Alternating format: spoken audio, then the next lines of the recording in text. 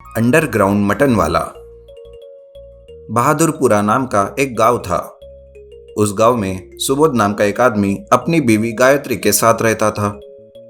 उसके ऊपर बहुत सारा कर्जा होने की वजह से जमींदार उसकी सारी जमीन पर कब्जा कर लेता है। सुबोध एक दिन गायत्री से कहता है, सुनो गायत्री, हमारी जमीन चली गई, अब हम अपना गुजारा कैसे करेंगे?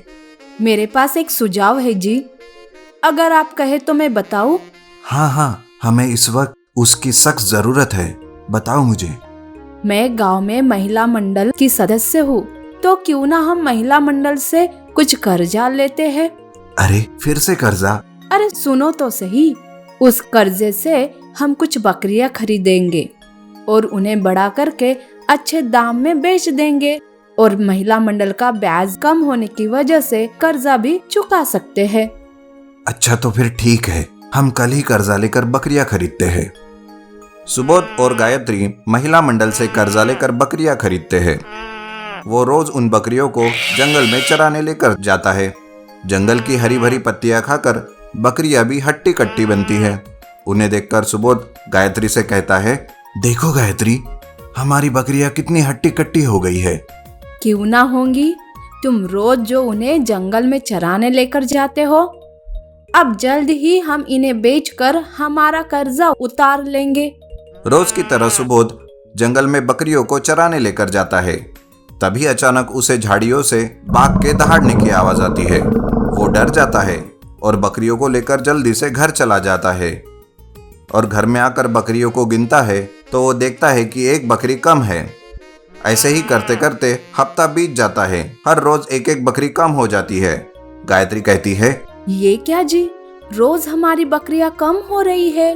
अरे गायत्री, क्या बताऊं, जंगल में बाघ का आतंक फैला है। वो रोज हमारी बकरियां उठा ले जा रहा है। बाप रे, कितना बड़ा बाघ है जी वो? पता नहीं गायत्री, मैंने उसे देखा तो नहीं, सिर्फ आवाज सुनी है। जब भी आवाज आती है मैं जल्दी से सारी बकरियों को लेकर घर चला आता हूँ। अरे कमाल है, बाघ है भी या नहीं ये तो देखना था ना पहले। अरे हाँ, ये तो मैंने सोचा ही नहीं। एक काम करती हूँ, मैं कल आपके साथ आती हूँ और देखती हूँ उस बाघ को, कितना बड़ा है वो। दूसरे दिन जब सुबोध बकरियां चराने जंगल जाता है तो गायत्री भी उसके साथ जाती है। तभी उन्हें झाड़ियों से बाघ की आवाज आने लगती है। सुबोध बकरियों को लेकर जाने लगता है। तभी गायत्री छुपकर उस बाघ को देखने की कोशिश करती है। वो देखती है कि बाघ के भेष में कोई आदमी है। गायत्री उसका पीछा करती है। पीछा करते करते वो आदमी एक सुरंग से अंडरग्राउंड जाता है। अंडरग्राउंड में जाकर गायत्री भी देखती है कि वो आदमी एक मटन शॉप चला रहा है। ये देखकर गायत्री के सब समझ में आ जाता है कि उनकी बकरियां कहाँ और कौन सा बाघ उठाकर ले जा रहा है।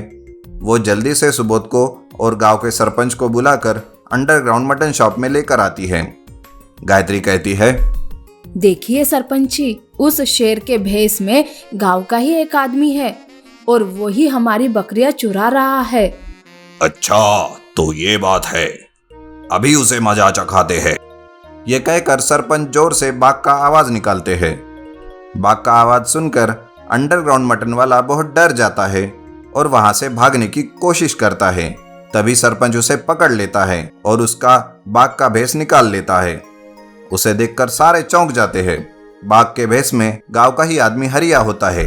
सरपंच कहते हैं, क्यों हरिया, बहुत खेल लिया बाघ बाघ, चल अब हवालात खेलते हैं। मुझे माफ कर दो सरपंच जी, मेरे पास बकरियां खरीदने के पैसे नहीं थे, इसलिए मैंने बाघ का भेष बदलकर सुबोध की बकरियां चुराई और अंडरग्राउंड में मटन शॉप शुरू किया, जिससे मुझे पैसे मिलने लगे थे। मुझे माफ कर दीजिए।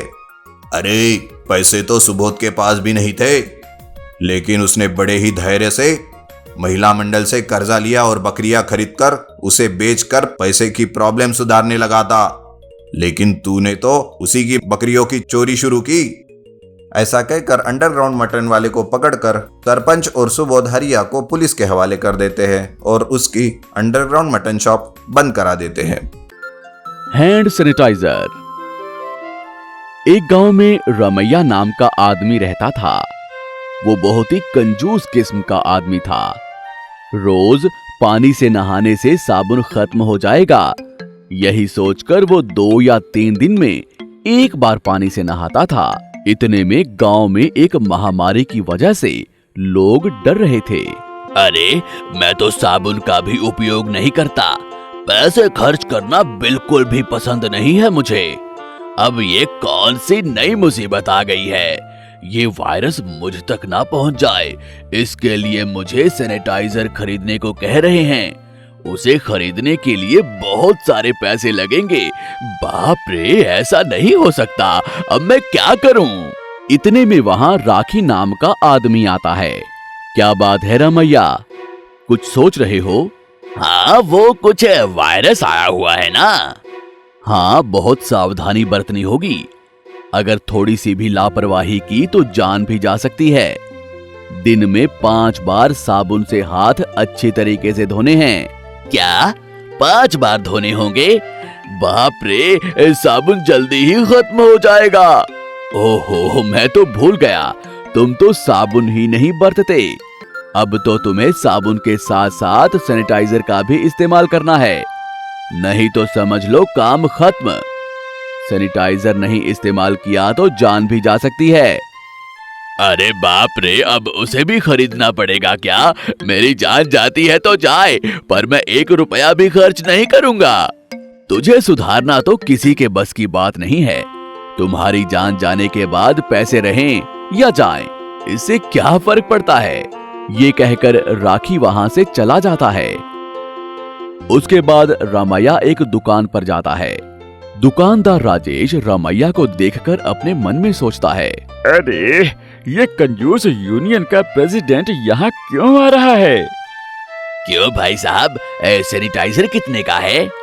जी 100 रुपए का। क्यों 10 में नहीं दोगे क्या? इतना छोटा सा बोतल है 100 रुपए का। ये कोई सब्जी का व्यापार नहीं है। खरीदना है तो खरीदो, वरना अपने प्राण छोड़ दो। पहले तुम जाकर वहां रखा हुआ सैनिटाइजर अपने हाथ पर लगा लो। तुरंत रमैया सैनिटाइजर को अपने हाथों पर लगा लेता है और अपने मन में सोचता है, अरे, ये तो सैनिटाइजर फ्री में मिल रहा है, तो मैं पैसे देकर क्यों खरीदूं? रोज यहाँ आकर इससे गप्पे मारकर आराम से सैनिटाइजर हाथों पे लगा लेता हूँ। क्या सोच रहे हो? सैनिटाइजर खरीद रहे हो या नहीं? बाप रे, अपने प्राण छोड़ दूंगा, पर पैसे खर्च नहीं करूंगा। ये कहकर वो वहां से चला जाता है। रमैया रोज उस दुकान पर आकर सैनिटाइजर हाथों पर लगा जाता है। ये देख दुकान का मालिक अपने मन में सोचता है, अरे, ये तो महाकंजूस है, इसे सबक सिखाना ही होगा। अगले दिन रमैया दुकान पर आता है, लेकिन वहां सैनिटाइजर नहीं था। वो इधर उधर देखने लगता है। क्या चाहिए? इधर उधर क्या देख रहे हो? कुछ नहीं, वो यहाँ सैनिटाइजर था ना, वही देख रहा हूँ। अच्छा, वो सैनिटाइजर ये लीजिए, ये फ्री में है। क्या क्या फ्री में है? लाओ लाओ लाओ, मुझे दो, मुझे दो। ये कहकर वो चला जाता है। 2 दिन बाद रमैया दुकान पर आता है। क्यों भाई, इसे लगाने के बाद मेरे हाथों में छाले पड़ गए हैं। एक बीमारी से बचने के लिए मैंने ये लगाया था, तो दूसरी बीमारी आ गई है। अब क्या करूं? इसका कुछ इलाज बताओ। बाप रे, प्राण गए तो भी परवाह नहीं। मैं इसका इलाज नहीं बताऊंगा, क्योंकि इसका इलाज मुझे भी नहीं मालूम। नहीं नहीं, ऐसा मत कहो, मुझे बहुत तकलीफ हो रही है। कुछ दवाई है तो दो ना। क्या? इतनी छोटी सी बीमारी के लिए पैसे खर्च कर रहे हो? ऐसा मत करो, बेकार में पैसे खर्च मत किया करो। बाप रे, ये खुजली तो बर्दाश्त नहीं हो रही है। दवाई है तो दो ना मुझे, तुम जितना पैसा मांगोगे मैं तुम्हें दे दूंगा। चलो, शुक्र है अपनी कंजूसी तो छोड़ी तुमने, और अपने प्राणों की अहमियत तो जान गए। हाँ भाई, अब जाकर मुझे पता चला है। जल्दी दो, बर्दाश्त नहीं कर पा रहा हूँ। ठीक है, ये लीजिए। ये दवाई हाथों पर लगा लीजिए, तुरंत कम हो जाएगा, तुरंत आराम आ जाएगा। पैसे कितने हुए? 100 रुपए। ये लो 200 रुपए, क्योंकि इतने दिनों तक मैंने तुम्हारा सैनिटाइजर फ्री में इस्तेमाल किया ना, इसलिए। थैंक यू, आप बदल गए हो, अच्छे इंसान बन गए हो। ये लो, ये पैसे भी अपने पास रखकर जो सैनिटाइजर नहीं खरीद पाते उन्हें फ्री में देना। ये कहकर रमैया वहां से चला जाता है। ये कहानी हमें सिखाती है कि हमारी असली पूंजी हमारी हेल्थ ही है। अगर सेहत अच्छी है तो हम सबसे अमीर हैं।